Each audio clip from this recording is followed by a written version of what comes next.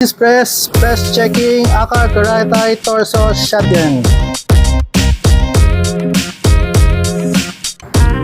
Hey guys, review natin to. Ganda.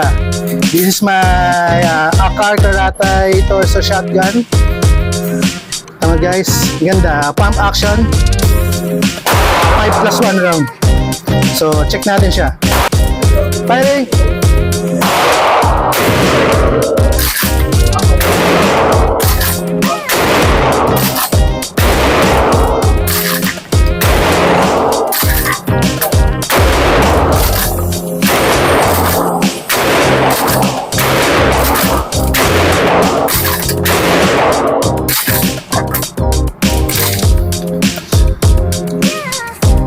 Hi guys, ang ganda na niya sir.